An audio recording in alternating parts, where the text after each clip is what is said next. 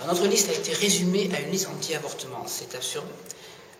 Pour nous, le combat pour la vie, comme ça qu'on le voit, s'inscrit dans le cadre d'une vision de la personne. Nous voulons développer et défendre les droits de la personne humaine à tous les niveaux. Et pour nous, on devient une personne humaine à partir de la conception. Déjà, la science nous dit que dès le premier instant, le code génétique est complet, notre ADN est entier, et surtout, toute femme enceinte sait parfaitement qu'un enfant qu'elle porte est destiné à naître, il n'y a aucune ambiguïté là-dessus.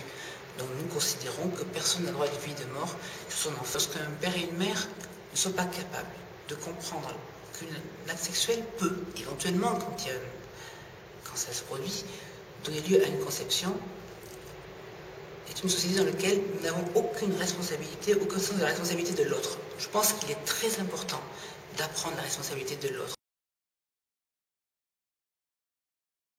Dans le domaine de la région n'a aucune compétence évidemment dans la législation sur l'avortement. Les leviers sont d'ailleurs commencer par donner le choix aux femmes.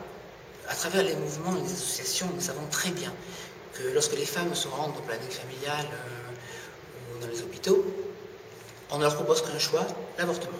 Elles n'ont pas d'alternative. Comment peuvent-elles avoir un choix si on ne leur dit pas déjà qu'est-ce qu'elles peuvent faire? L'aide sociale qui existe et les accompagnements. Donc nous voulons déjà ouvrir des structures d'accueil pour les femmes en détresse pour qu'elles puissent entendre notre voix.